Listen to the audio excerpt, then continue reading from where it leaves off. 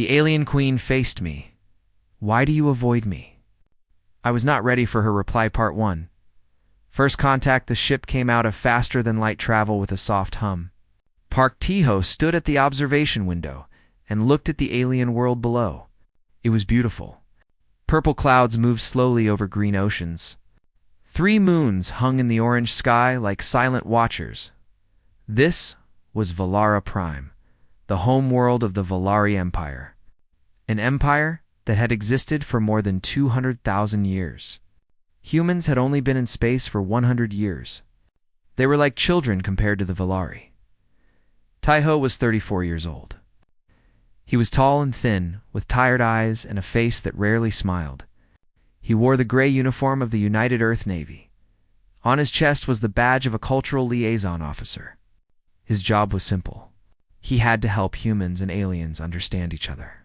He had to prevent mistakes that could start wars. He was good at his job. He was patient. He listened more than he talked. He never let his emotions show. These were useful skills for a diplomat. They were also useful for a man who did not want to feel anything anymore. 3 years ago, his wife Yunsora had died.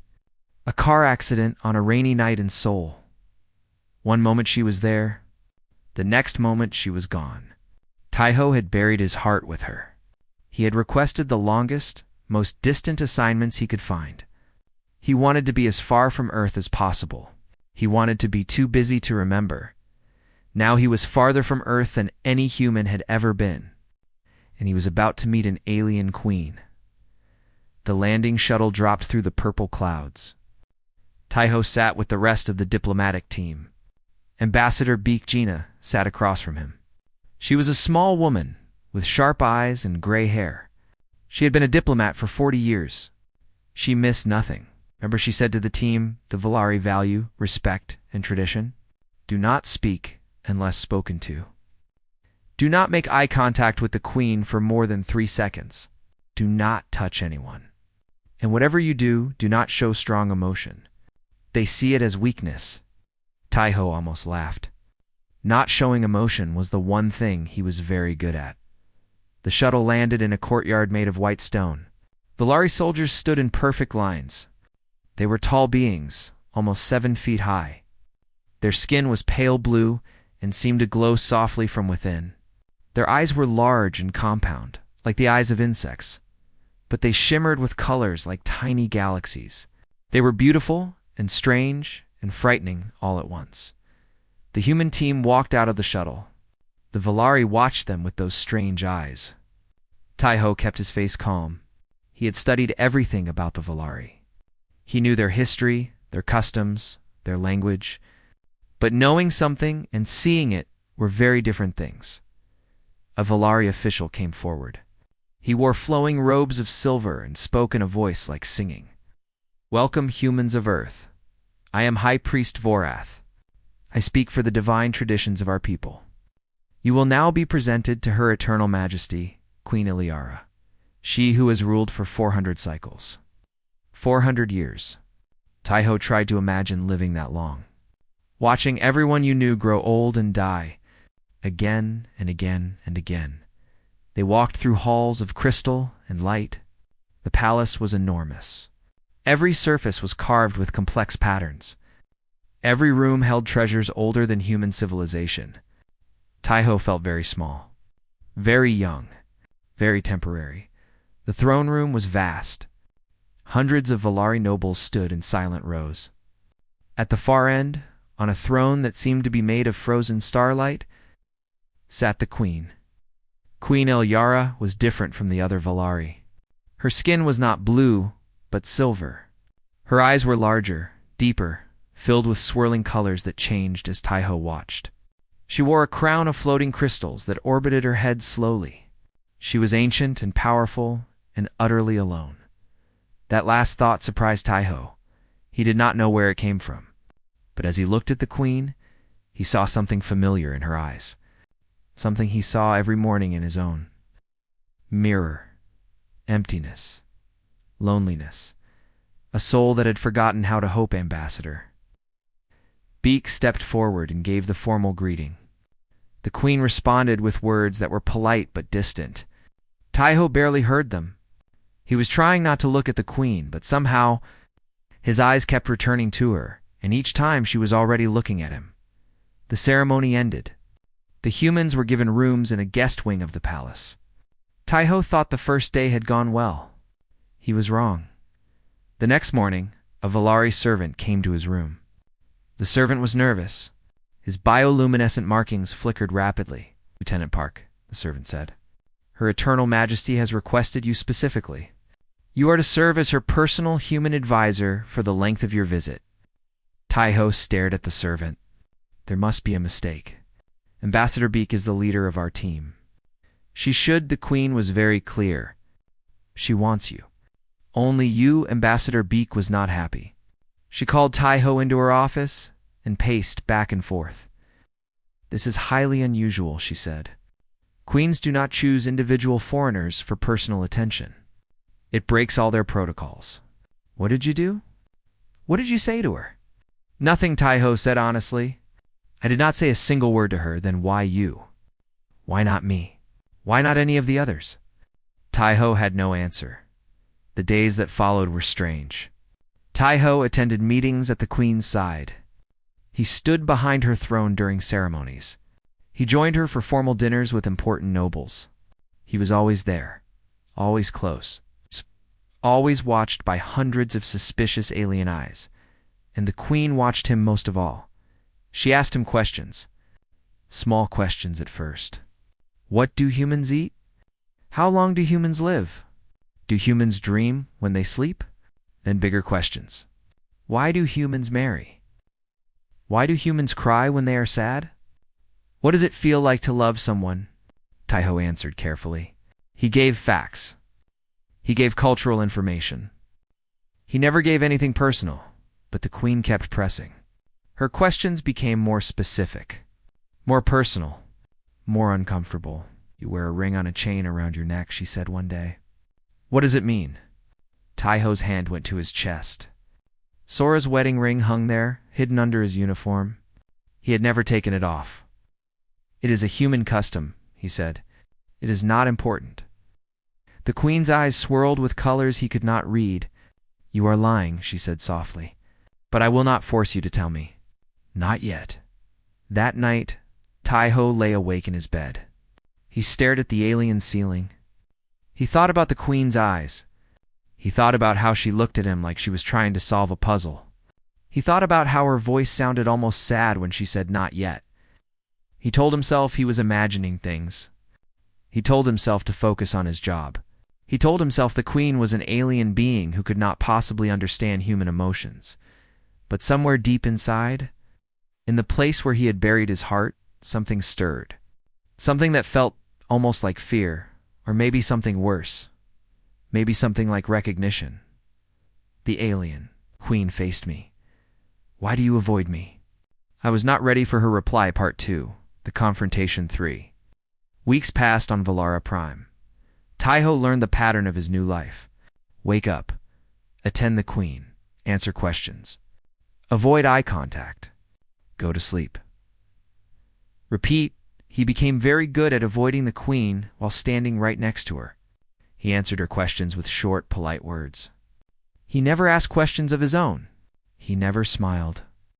He never let his guard down. He was like a wall made of ice and duty, the other Valari noticed. The nobles whispered to each other when he passed. High Priest Vorath watched him with suspicion. Prince Kellen, the queen's nephew, watched him with hatred. Kellen was young for a Valari, only 150 years old. He was tall and proud and cruel. He was next in line to become a great leader if Queen Iliara ever stepped down. He did not like that a human stood so close to his aunt's throne. "The creature does not belong here," Kellen said loudly one day, making sure Taiho could hear. "Humans are like insects. They live for a moment, and then they die. Why does the queen waste her attention on something so temporary?" Taiho did not react. He had heard worse things from better people. But that night, he could not sleep. Kellen's words echoed in his mind. Temporary. Yes, humans were temporary. Sora had been temporary. 60 years of life gone in a crash of metal and glass. What was 60 years to beings who lived for thousands? He got out of bed and walked through the palace. The halls were empty at night. The crystals in the walls glowed softly, lighting his way. He walked without direction, letting his feet carry him where they wanted. He found himself at an observation deck. It was a large room with a wall made entirely of glass. Through the glass, he could see the sky. The 3 moons were setting. The sun was starting to rise, but the sun was not like Earth's sun. It was red and swollen and sick. It filled a quarter of the sky. Taiho knew from his studies that this sun was dying. In a few thousand years, it would explode and destroy this entire system. The Valari knew this too. They had plans to move to new worlds, but their ancient home would be lost forever. It is beautiful, is it not? Taiho spun around. Queen Ilyara stood in the doorway. She wore simple robes instead of her royal dress. Without her crown and her throne, she looked smaller, more real, more tired. Your Majesty. Taiho bowed quickly. I did not know you were here. I will leave you to your privacy. He tried to walk past her. She stepped into his path. Why do you avoid me, Lieutenant Park? The question hit him like a punch. He had prepared answers for this moment. Diplomatic answers. Safe answers. But standing here alone with her, with the dying sun painting the room in red light, all his prepared words disappeared. I do not avoid you, Your Majesty. I am always at your side, as you requested. Your body is at my side, the Queen said, but you are somewhere else. Your eyes look at me, but they do not see me. Your mouth answers my questions, but your heart stays silent. She stepped closer. Why? Taiho stepped back. It is not appropriate for me to have personal feelings about my assignment. I am here as a representative of Earth. Nothing more. You are lying again? With respect, Your Majesty, your heartbeat is faster now. Your pupils are larger. Your skin is releasing chemicals that my senses can detect. Your body tells me the truth even when your mouth does not. The Queen tilted her head. You are afraid. But not of me. Taiho said nothing. You are afraid of yourself around me, the Queen continued. Why? What do you think will happen if you stop hiding? Something cracked inside Taiho. Maybe it was the lack of sleep. Maybe it was the dying sun filling the room with blood-red light. Maybe it was 3 years of running from his own heart. Whatever it was, words came out of his mouth that he did not plan to say. I lost my wife. 3 years ago. I have not felt anything since then. I do not want to feel anything. Feeling things leads to loss. Loss leads to pain. I have had enough pain for one lifetime. The Queen was silent for a long moment. The light shifted as the sun rose higher.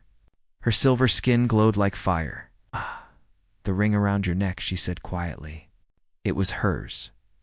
Yes, you wear it to remember her. I wear it to remind myself what happens when you let yourself love something. Taiho's voice was rough. Everything dies. Everything leaves. It is better to feel nothing. It is safer. Safer, the Queen repeated. Yes, I understand safe. I have been safe for 400 years. She turned to look at the dying sun. Do you know why I chose you, Lieutenant Park? Out of all the humans who came to my world, no, your people came to impress me. They smiled. They laughed. They showed me their best faces. They wanted me to like them. They wanted me to admire them. She paused. But you did not smile. You did not try to impress me. You looked at me with eyes that expected nothing. Eyes that had already lost everything. She turned back to face him. You carry your grief like a crown, she said. And among all those happy, hopeful humans, you were the only one who looked at me and saw me. Not a queen. Not a symbol. Not a goddess to worship. You saw a being who was alone. Because you recognized the loneliness. Because you feel it too. Taiho did not know what to say. The Queen continued. Valari queens are not like other Valari. We are engineered, created, designed. Our genes are modified before birth to make us perfect rulers. Strong bodies, Sharp minds. Long lives. Her voice became bitter. And one other thing.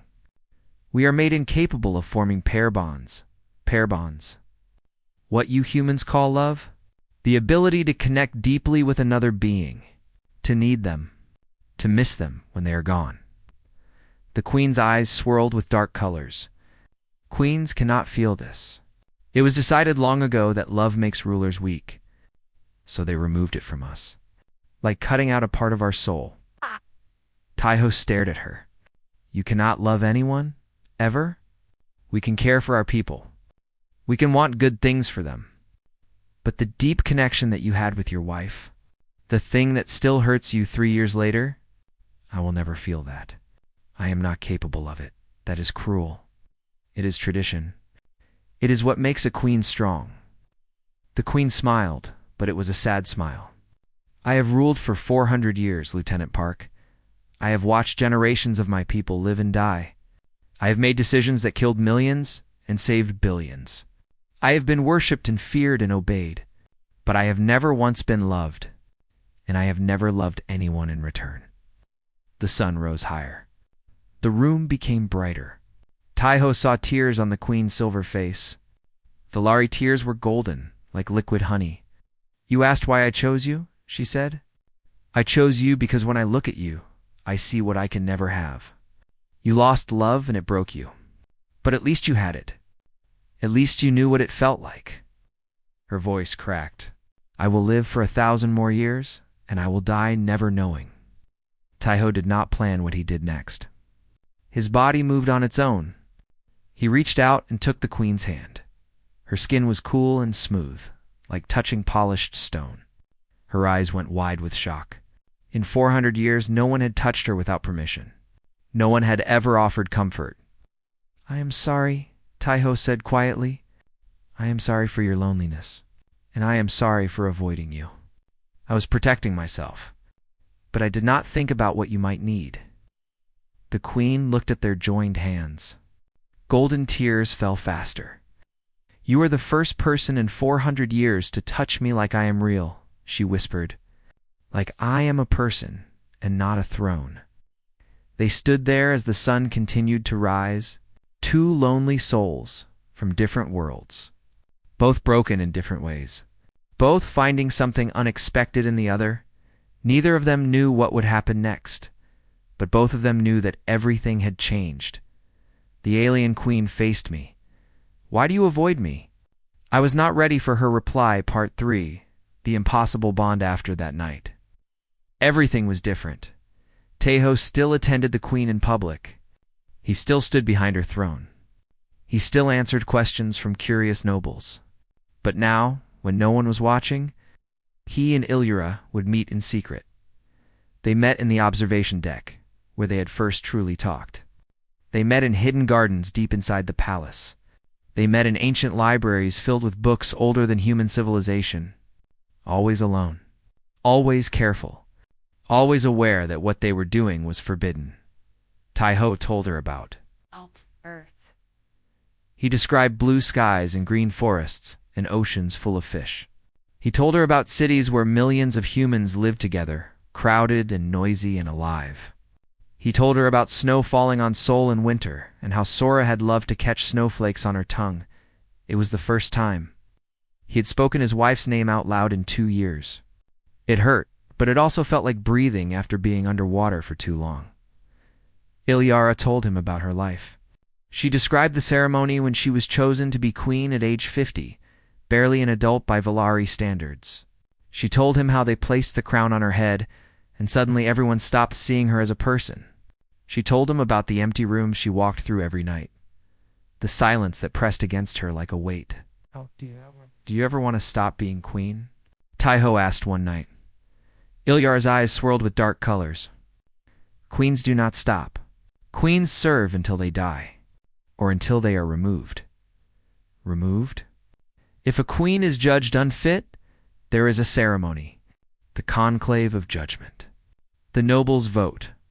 If the vote goes against the queen, she is taken away. Ilyara's voice was flat. Her body is recycled. Her genetic material is used to create a new queen. One who will be more obedient. Taiho felt cold. They kill you, they harvest us. It is considered an honor. Our bodies continue to serve even after our minds are gone. Iliara smiled bitterly. Efficient, is it not? It is horrible. It is tradition.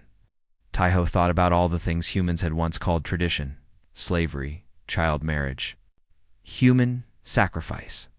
Sometimes tradition was just cruelty wearing old clothes. He did not say this out loud, but Iliara saw it in his eyes. You think we are monsters, she said. I think you are trapped, Taiho replied. I think your whole society is trapped in a cage it built for itself, thousands of years ago. And I think you, more than anyone, know how wrong it is.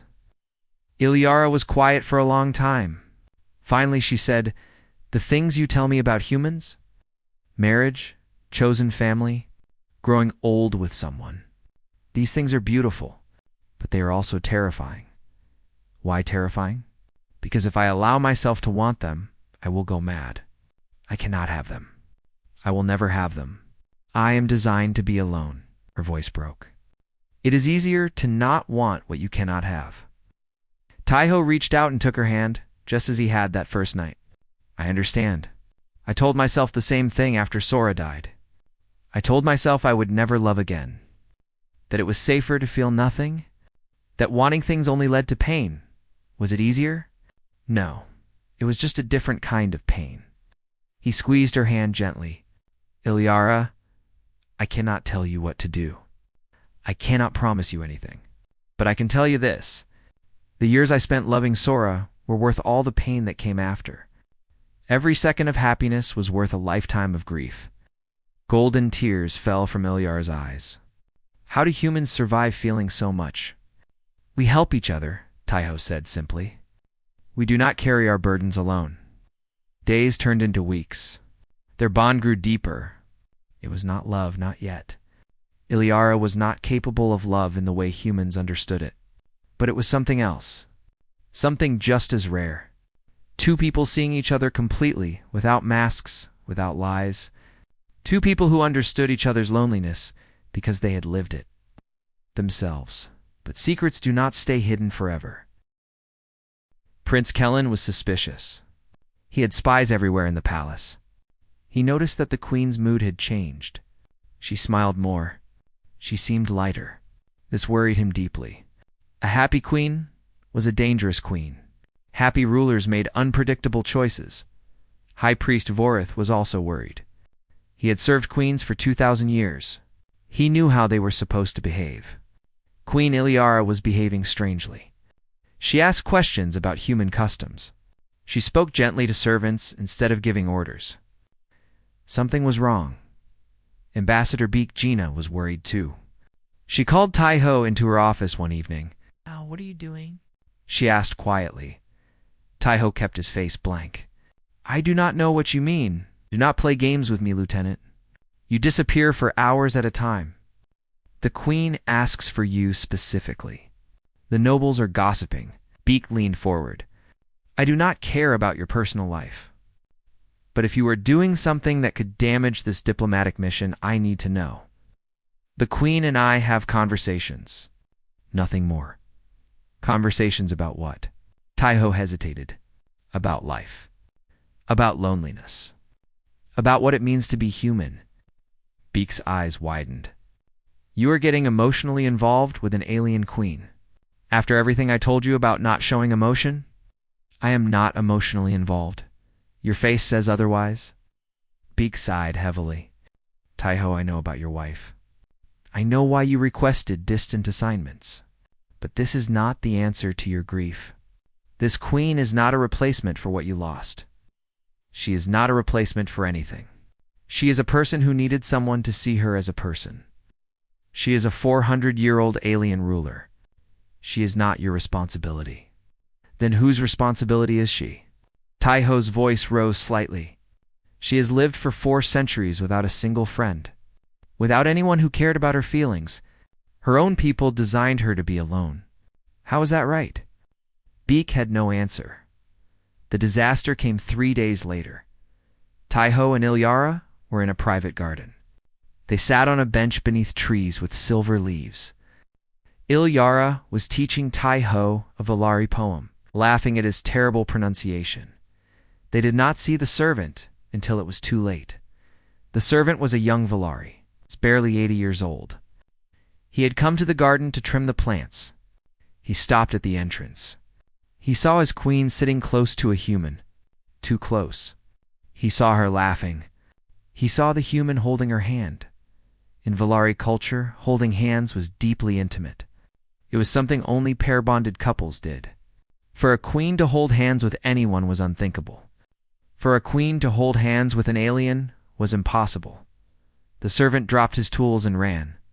Within 1 hour, the entire palace knew. Within 2 hours, High Priest Varath demanded an audience with the queen. Within 3 hours, Prince Kellen called for a conclave of judgment. The charge was simple and terrible. Queen Ilyara had been contaminated by human influence. She had allowed her judgment to be compromised. She was no longer fit to rule. The punishment, if the conclave voted against her, would be recycling. Tai-Ho stood in his room, feeling the world collapse around him. He had wanted to help Ilyara. He had wanted to ease her loneliness. Instead, he had given her enemies exactly what they needed to destroy her. Ambassador Beak found him there an hour later. "There is nothing you can do," she said quietly. "The conclave is Valari law.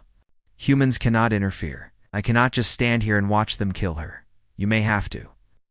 Beak put a hand on his shoulder. "I am sorry, Tai-Ho, I truly am. But some things are beyond our power to change." She left him alone with his guilt. That night, Tai-Ho did not sleep. He read every document he could find about Valari law. He searched for loopholes, for precedents, for anything that might save Ilyara. And in an obscure section of the treaty between Earth and the Valari Empire, he found something: the right of challenge. A human facing unjust judgment could demand trial by contest. The clause was meant for human defendants, but the language was not specific. It did not say the human had to be the one accused. Tai-Ho read the words again and again. He thought about what it would mean. He thought about the consequences. Then he started to plan. The alien queen faced me. "Why do you avoid me?" I was not ready for her reply. Part 4. Humanity first. Yield. Never the conclave of judgment took place in the Great Hall of Ancestors. It was the oldest room in the palace, built 10,000 years ago, when the Valari first learned to travel between stars. The walls were covered with crystal tablets that held the faces of every queen who had ever ruled. Some of those faces were peaceful. Some were proud. Some looked frightened. Ilyara would be judged beneath the eyes of all who came before her. The hall was full. Every noble family had sent representatives. High Priest Varath stood at the center wearing robes of black and gold. Prince Kellen stood nearby, trying to hide his smile. Behind them, 1,000 Valari watched in silence. The human delegation was given a small section near the back. Ambassador Beak sat with her staff, her face like stone. Tai-Ho stood behind them, waiting. Queen Ilyara entered the hall alone. She wore simple white robes instead of her royal dress. No crown floated above her head. No symbols of power decorated her body. She looked small and vulnerable and completely calm. High Priest Varath raised his staff. The room fell silent. "We are gathered for the conclave of judgment," he said in a voice that echoed off the crystal walls. "Queen Ilyara has been accused of contamination. It is claimed that her mind has been poisoned by alien influence. It is claimed that she is no longer fit to serve our people." Varath turned to face Ilyara. "How do you answer these accusations?" Ilyara lifted her head. Her eyes moved slowly across the crowd. When she spoke, her voice was steady. "I do not deny my connection to the human called Park Tai-Ho." Gasps rippled through the hall. Kellen's smile grew wider. "For 400 years I've given everything to this empire," Ilyara continued. "I have guided our people through 3 wars, 2 famines, and the death of our second son. I have made decisions that haunted my dreams. I have sacrificed my desires, my hopes, my very identity for the good of the Valari." She paused. Her eyes found Tai-Ho in the crowd. "And in return, I have been given nothing but a throne and a command to die alone. I was engineered to never feel love. I accepted this. I believed it was necessary. But then I met a human who showed me what I was missing. Voroth raised his hand. The Queen admits her contamination. I admit nothing of the kind. Iliar's voice sharpened. I admit that I found a companion. I admit that I felt, for the first time in 4 centuries, like a person instead of a symbol. If that is contamination, then I welcome it. Prince Kellen stepped forward. Emotions have clouded her judgment. She proves our case with her own words. The Queen must be removed for the good of the Empire. Murmurs of agreement spread through the hall. The nobles nodded to each other. The outcome was becoming clear. Ilia Ra stood tall, but Taiho could see the fear in her eyes. She was going to lose, and when she lost, she would die. Vorth raised his staff again. The conclave will now vote. All who believe the Queen is fit to rule, speak now. Silence. All who believe the Queen must be removed, I invoke the right of challenge. Every head in the hall turned. Taiho walked forward through the crowd. His heart pounded in his chest. His hands were cold with fear, but his voice was steady. High Priest Voroth stared at him. What did you say? I invoke the right of challenge. Article 17 of the treaty between Earth and the Valari Empire. Any human facing unjust judgment may demand trial by contest. Voroth's eyes narrowed. You are not facing judgment. The Queen is.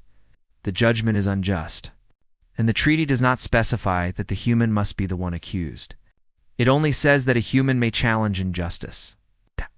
Taiho met Voroth's gaze without flinching. I am human. I see injustice. I challenge. Chaos erupted in the hall.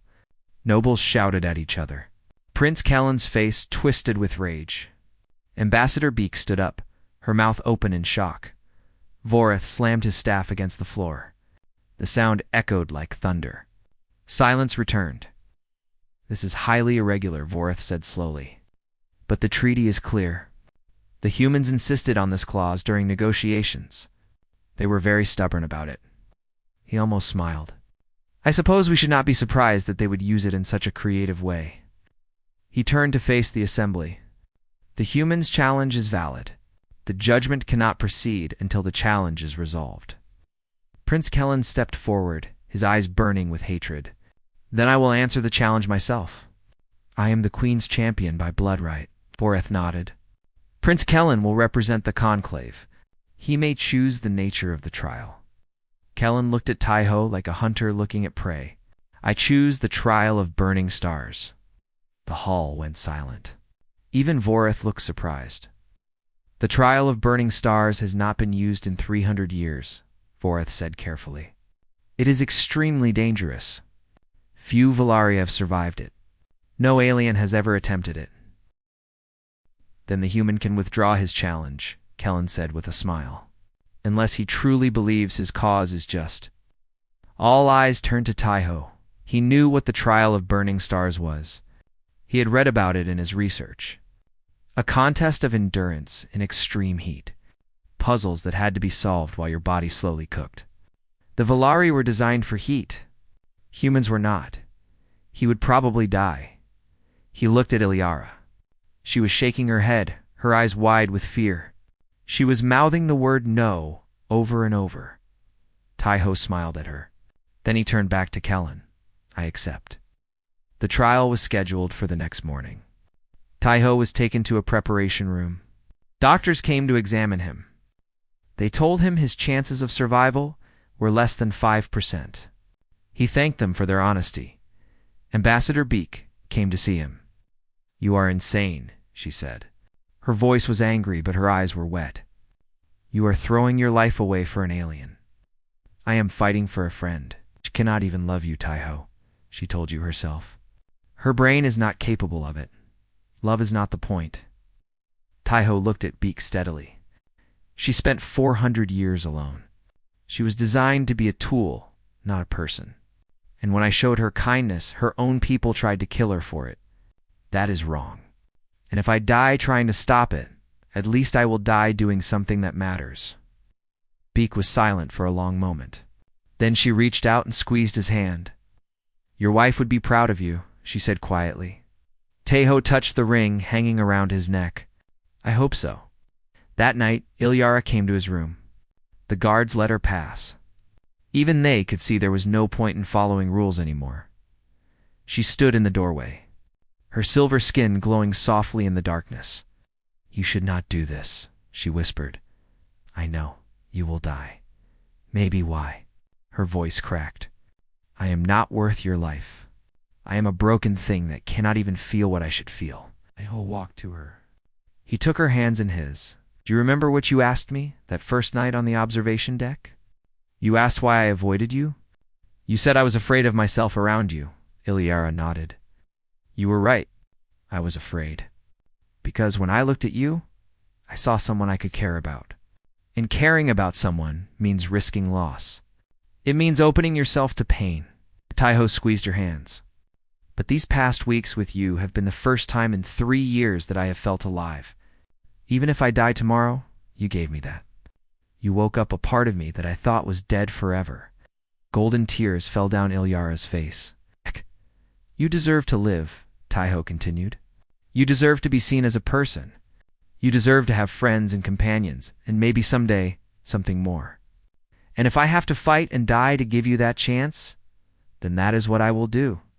Ilyara pulled him close and held him tightly. Her body was cool against his.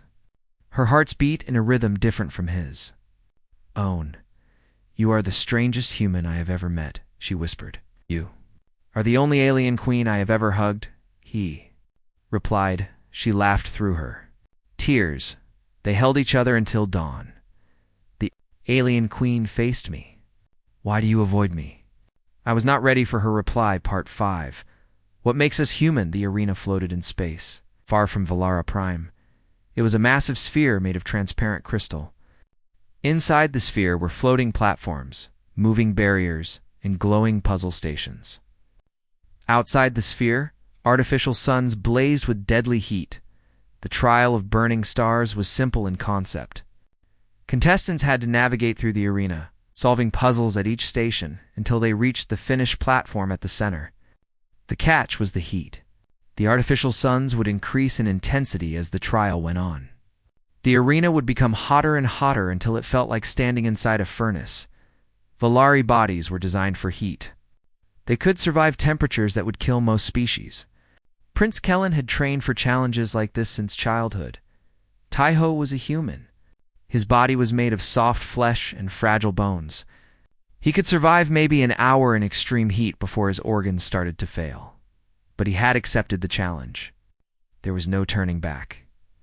The two contestants stood on opposite starting platforms. Kellen wore a sleek suit designed for mobility. Tahoe wore basic protective gear that the Valari had given him out of pity. It would not help much. Through the crystal walls, Tahoe could see the viewing ships. Thousands of Valari had come to watch. In one ship, he knew, sat Queen Ilyara, Ambassador Beak, the human delegation. All watching, all waiting to see him die. High Priest Voroth's voice echoed through the arena. "The trial of burning stars begins now. May the worthy one prevail." The artificial suns blazed brighter. The heat hit Tahoe like a physical wall. He staggered, caught himself, and started moving. The first puzzle was a pattern lock. 3 rings that had to be aligned in the correct sequence. Kellen reached it first and solved it in seconds. His fingers moved with practiced ease. The lock opened, and he leaped to the next platform. Tahoe arrived 30 seconds later. His skin was already red from the heat. Sweat poured down his face. He looked at the puzzle and tried to focus. The rings were complex. There were thousands of possible combinations. A Valari would have memorized the patterns.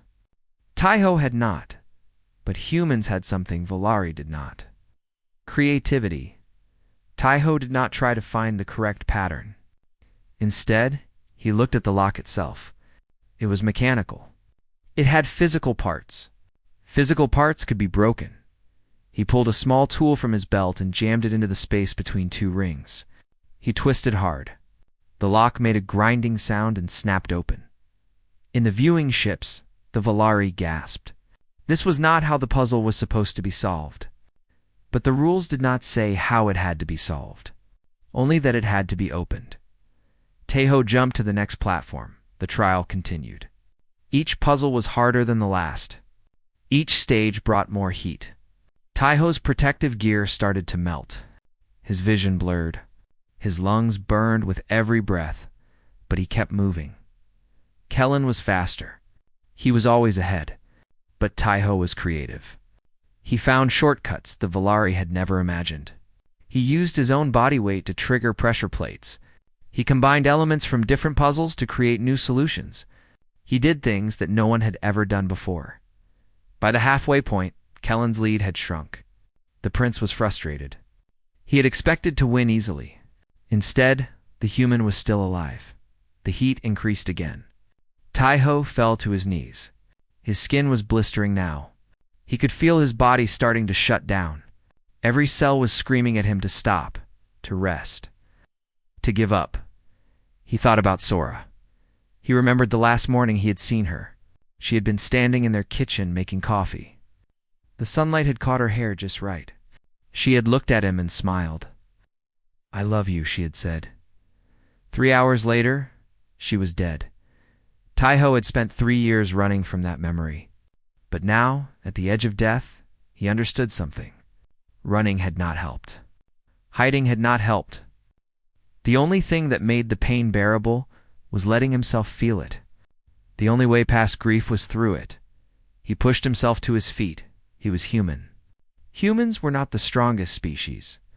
They were not the fastest or the smartest or the longest lived, but they had something no other species had. They did not give up. When the world knocked them down, they got back up. Again and again and again. This was what made them human. Taiho started moving again. The final stage was the worst. A series of floating platforms over a pit of heat so intense it looked like liquid fire. The platforms were unstable. They tilted and spun as you stepped on them. One wrong move meant death. Kellen crossed quickly. His engineered body moved with perfect balance. He reached the far side and looked back at Taiho with contempt. "Give up, human. You cannot make this crossing. Your body is failing. You will fall and burn, and no one will remember your name." Taiho looked at the platforms. Kellen was right. He could not cross them normally. His legs were too weak. His balance was gone. If he tried to jump from platform to platform, he would fall, but there was another way. Taiho did not jump onto the first platform. Instead, he jumped onto the edge, letting his weight tip it toward the next one. As it tilted, he ran along its surface, using the momentum to leap to the next platform. He did not try to balance. He used the instability, letting each falling platform launch him forward. It was insane. It was impossible. It broke every rule of physics and common sense, but it worked. Taiho flew across the pit of fire, bouncing from platform to falling platform, his body a blur of desperate motion. He was not walking the path. He was falling forward, turning gravity into speed, turning weakness into strength. He crashed onto the final platform and rolled to his feet. Kellen stared at him in disbelief. The finish line was 10 feet away. Both contestants were on the same platform now. Only one of them had to cross first. Kellen charged forward. Taiho did not try to race him. Instead, he threw himself at Kellen's legs. They both went down, tangled together, rolling across the platform. "You will not win." Kellen screamed. He was stronger than Taiho. He started to pull free. Taiho held on. He was not trying to win the fight. He was buying time. Time for what? He was not sure. His body was at its limit. His mind was fading. He could feel death creeping closer, ready to take him. And then something unexpected happened. Kellen's suit began to fail.